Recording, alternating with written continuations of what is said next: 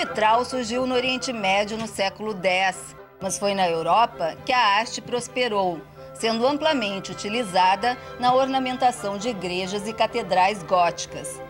Considerado um polo nacional na manufatura de vitrais, Porto Alegre teve duas grandes oficinas, a Casa Genta e a Casa Veit.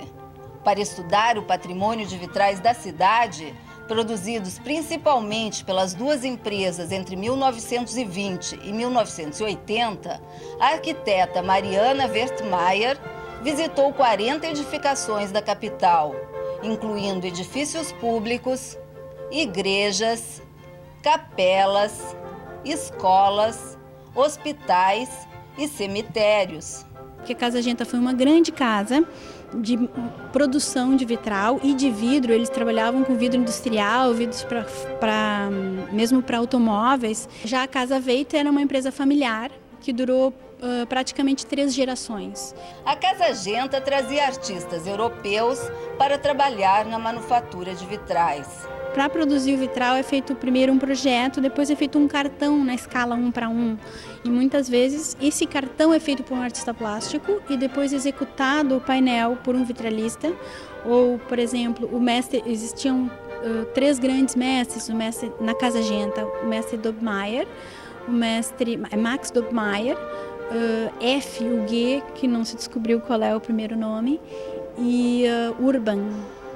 E a Casa Veit contratou o alemão radicado em Porto Alegre, José Lutzenberger, pai do conhecido agrônomo de mesmo nome, para desenhar os vitrais da Igreja São José. Não é por acaso que tradicionalmente o vitral retrata cenas religiosas. A luz solar, ao atravessar os vitrais, confere ao ambiente imponência e espiritualidade. Quase todas as igrejas católicas de Porto Alegre apresentam vitrais. A Igreja Santa Cecília, por exemplo, tem o maior conjunto de painéis da cidade, atribuídos à Casa Genta.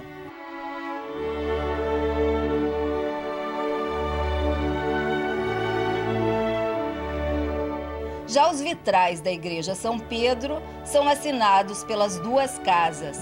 Que ela tem esse painel da fachada, o janelão da fachada é dos anos 20 e pertence à Casa Veit. Nas naves, eles são todos Casa Genta, sendo que os da Capela Mor e dois próximos à Capela Mor são pinturas do mestre Dobmeier e estes aqui já são do mestre Huguet.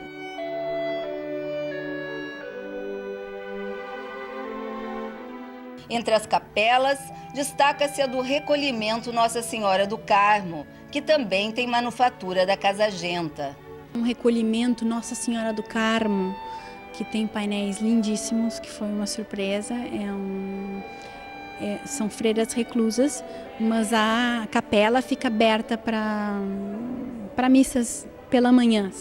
O conjunto de vitrais da Capela Pão dos Pobres de Santo Antônio é de 1930 e os motivos são inspirados na Eucaristia.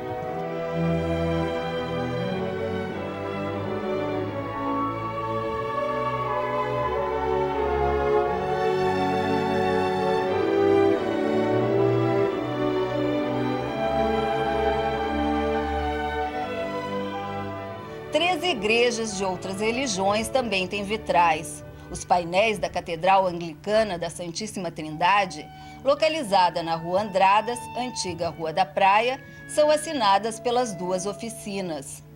Os vitrais da Igreja Metodista Wesley são da Casa Genta e os da Igreja Luterana da Paz foram fabricados pela Casa Veit e representam cenas da Bíblia e da vida de Lutero.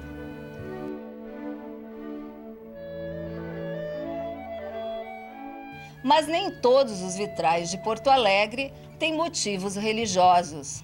Se conseguiu encontrar alguns com outros motivos. Na Federação tem algum painel grande que ele é todo floral e tem motivos zoomórficos, mas a maioria realmente é predominantemente religioso.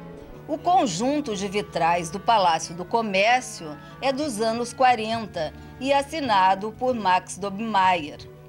Já a Biblioteca Pública do Rio Grande do Sul tem manufatura da Casa Veit. O prédio é outro exemplo de edifício público com motivos não religiosos. Na casa da família Veit, os vitrais também não retratam temas religiosos. Esse painel de 1933, feito a partir de um cartão postal europeu, foi presente de Alberto Veit à esposa Margarete.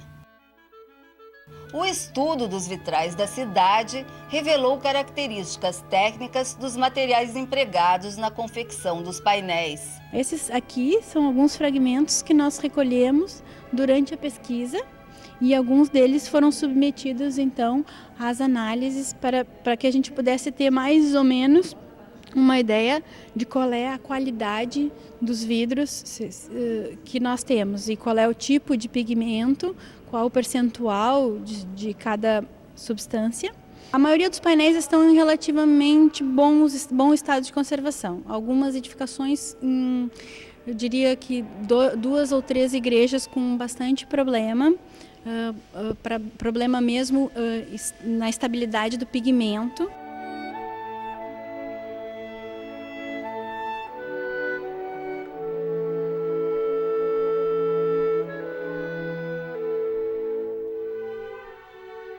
Aqui nós temos a grisalha, que é justamente o pigmento que se usa para fazer os desenhos.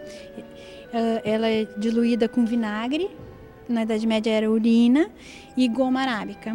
Porque depois a técnica do vitral é vedar todo o vidro com a grisalha e depois se faz o pontilhado e levanta a luz, se retira a luz. Selecionei aqui alguns tipos de vidro e as suas características. Então, na verdade, esses são todos chamados de vidro impresso, são todos importados, mas existem alguns vidros impressos no Brasil, como o bico de jaca, o ártico, que também se pode usar para vitral. Normalmente o vitral funciona de uma zona muito clara para uma zona escura, a gente tem a luz refletida, então se vê a imagem a partir da cor, da transparência e da translucidez do vidro.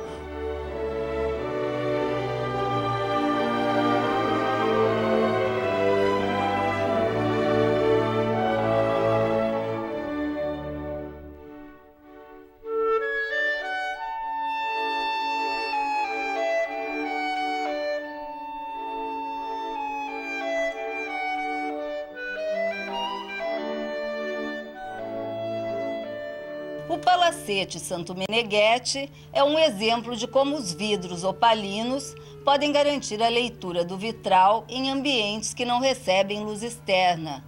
Também conhecido como Palacinho, o prédio que abriga o gabinete do vice-governador do estado possui um conjunto de vitrais dos anos 20, assinados pela Casa Veit. O uso da cor dourada não é comum na manufatura de vitrais.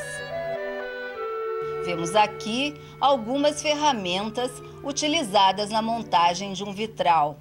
Aqui nós temos então a espátula, o martelo que serve tudo isso para montagem. Essas ferramentas aqui são todas de corte. Inicialmente esse aqui é o roleto, é o que a gente faz o risco e consegue quebrar o vidro, cortar. Esse é um mordedor que serve para dar o desgaste nas bordas. Este e este cortam as linhas retas e estes servem para cortar as linhas curvas. É lógico que são instrumentos relativamente modernos. Na Idade Média não existia nem o roleto, né? Se trabalhava tudo com ferro à brasa. Aqui nós temos algumas calhas de chumbo. Elas são em perfil H e elas podem ter a parte de dentro se chama alma e as partes de fora se chamam aba. A aba pode ser tanto circular como plana. Ela vai entrar então na placa de vidro e é ela que vai fazer a junção de vidro a vidro, que se forma o painel aqui. Esse é um painel só para se ter uma ideia onde ficam as calhas de chumbo e os pedacinhos de vidro que são os que dão a cor. Segundo a especialista, os vitrais brasileiros são pouco estudados. Esses são os 2 livros que eu tenho conhecimento, que são livros nacionais e pesquisas que já foram feitas sobre vitral, esse especificamente no Rio Grande do Sul. e este no Brasil. Eu gostaria de poder estender ao estado. Eu sei que no interior do estado tem muitos painéis também da Casa Genta e da Casa Fight, que seria bom se eu pudesse mapear.